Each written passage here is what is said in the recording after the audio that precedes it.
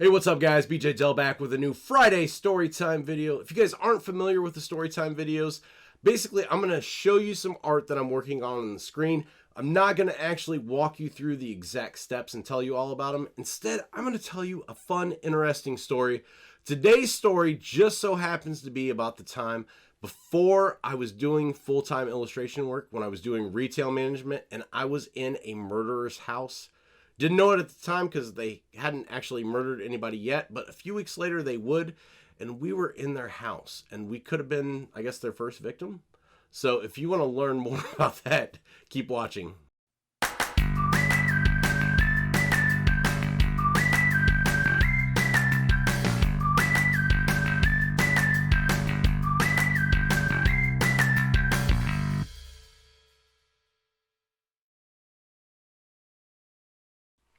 All right, so for today's story time, I kind of alluded to this before in one of the previous videos that I had talked about story time ideas in the future.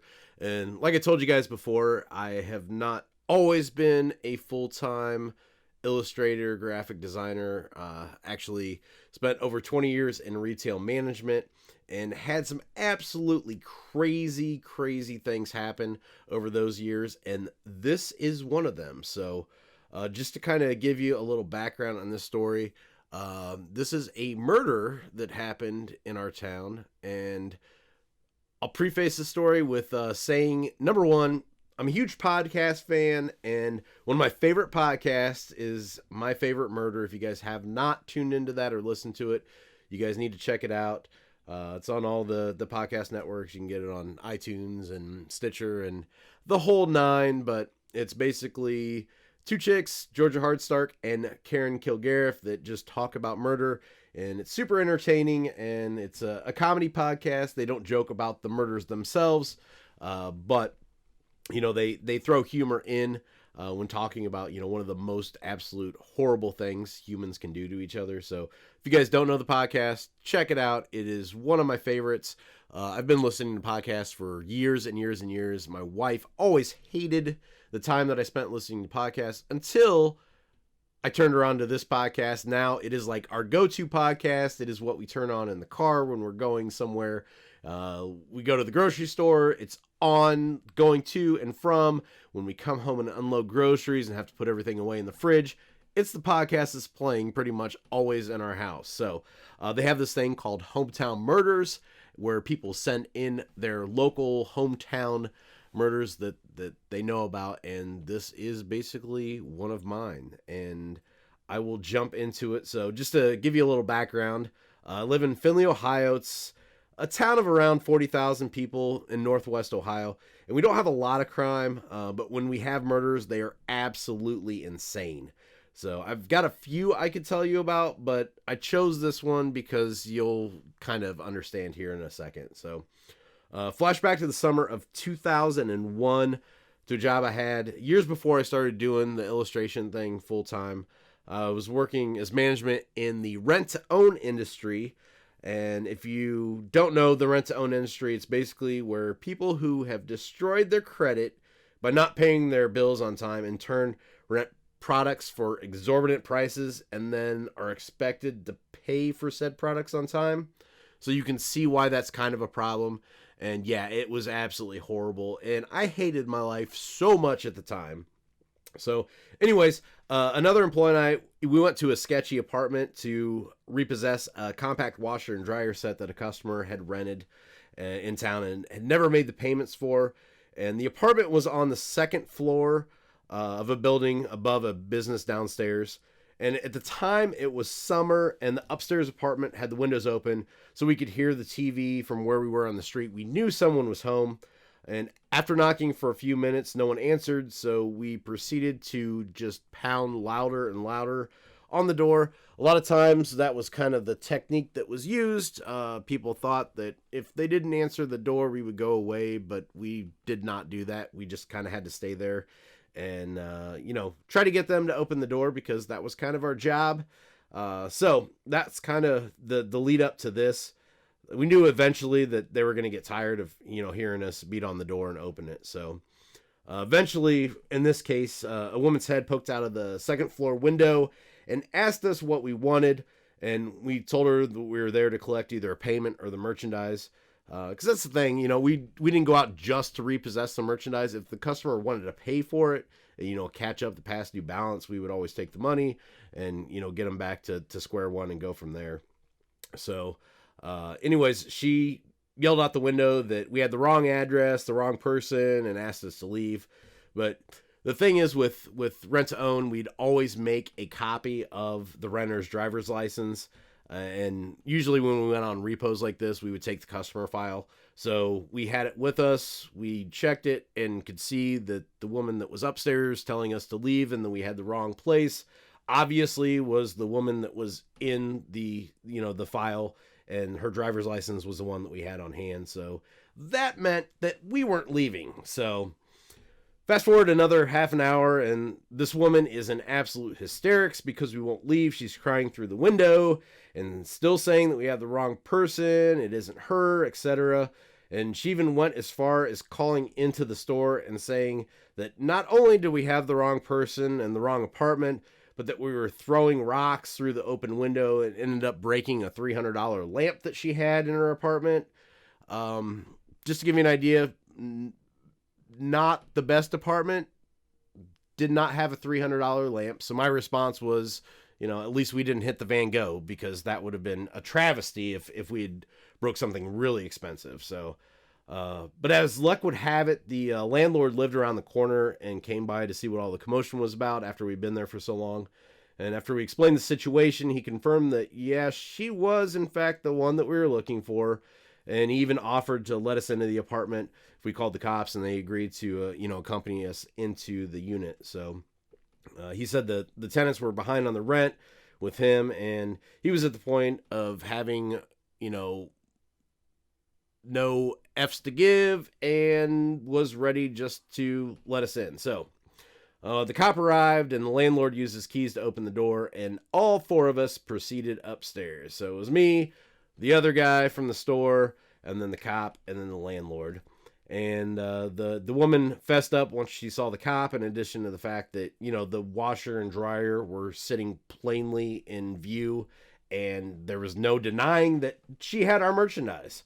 So in a fun little twist, her boyfriend was also in the apartment. He was found hiding it in a closet and gave the police a fake name and was arrested for falsification because it was not him who he said he was, and he had an outstanding warrant, which was why, he gave the fake name in the first place. So a couple of weeks pass, and a Dayton area businessman was reported missing by his family after he didn't return home on a trap shooting competition here in Findlay. He was this family guy who owned a welding and equipment manufacturing business down in Dayton, and on a night in July that year, he and two of his shooting buddies, they met for dinner at a local steakhouse, and then they went for drinks at a local nightclub. And I say nightclub, like, don't think that we've got like super fancy nightclubs. They're like pretty much dive, like really bad bars. But so anyways, it was at the nightclub where the three of the guys, they were approached by this flirtatious blonde, and she told them that she was a stripper from Toledo and that she wanted to go to Mexico. So the woman was especially interested in the Dayton businessman, and he was a conservative guy with, rimmed glasses. One of the other friends had got tired and decided that he wanted to go back to the hotel. So the second guy drove the third guy back to the hotel and left the first guy, the Dayton businessman, at the bar. But when the friend returned to the bar after going to the hotel, the woman, along with the first guy and his car, were gone. So when the first guy, the Dayton businessman, had missed a family reunion that weekend, his wife became upset and concerned and ended up filing a missing persons report. And the local police took the case pretty seriously after learning that all the guy's belongings were still in his motel room and that neither he nor his car had been there for 2 days. So they knew something was obviously up. So then they discovered that someone was using his debit and Visa cards, and all the transactions were made in stores near freeways on a direct route to Mexico. So, on July 23rd, the U.S. Customs agents stopped this guy's Blazer trying to re-enter the United States from Mexico. Inside the car were this blonde, flirtatious female that he had met in the bar and her boyfriend. This blonde, flirtatious female and her boyfriend were the same people who, weeks before, we were in their apartment repoing their washer and dryer. So I cannot explain to you the amount of WTF that was in the pit of my stomach when the news hit. So she had the girl had admitted to the agents that she met with the Dayton businessman at a Findlay nightclub and drove him to a town that's a few miles away. And at that town, he was beaten by her boyfriend. He briefly escaped and ran down the street calling out for help. And he was stopped by a guy that's on the street who just happened to be the brother of this boyfriend. So that was obviously not the best person to meet in the middle of the street. So he helped beat the victim some more, and they loaded his body into the car that they had stolen from him. Then they all drove him to a wooded area off one of the local highways and killed him and buried him in a shallow grave. Just absolutely horrible. It just makes my stomach turn even talking about it now. But when the investigators followed the blonde's directions, they found Smith's lower leg sticking up from the weeds like a marker, and she claimed that he tried to assault her, and the murder was actually committed in self-defense.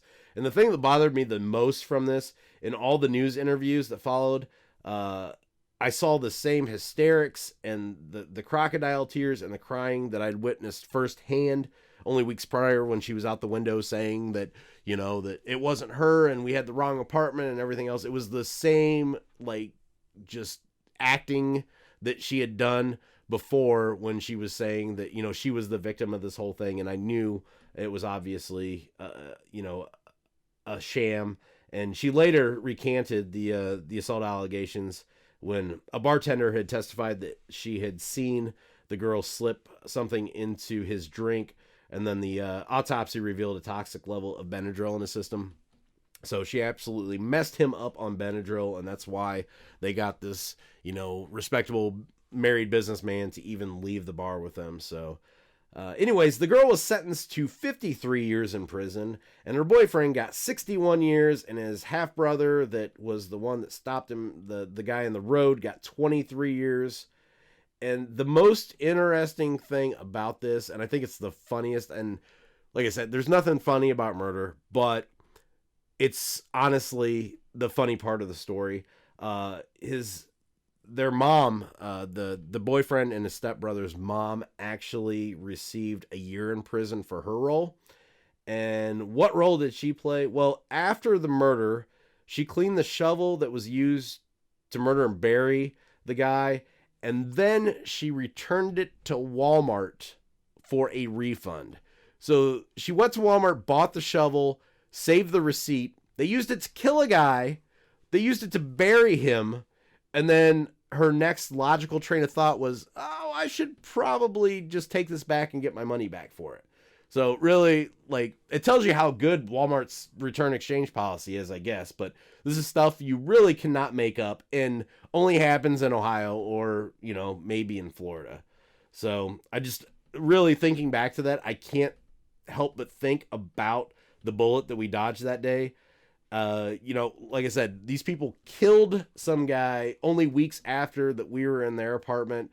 You know, we've been standing outside the door for hours and beating on their door, and then eventually made it inside. Granted, you know, we had the cops with us, but the fact that, you know, they could have let us in before the cops came and murdered both of us and not even, you know, batted an eye is just absolutely crazy to think about. And like I said, though, that's only one of the hometown murders we've had here. We've had others in town that I might have to talk about too, because there's some of the stuff in town that's just been crazy for a small town like that we have to have the stories and the murders and just the overall what the heck is going on stories.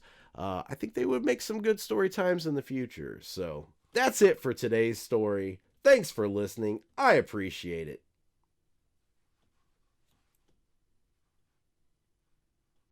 Alright guys, that's it for today's storytime video. Hopefully you found it entertaining. That's what I look for on Fridays. It's just to entertain you, show you cool stuff.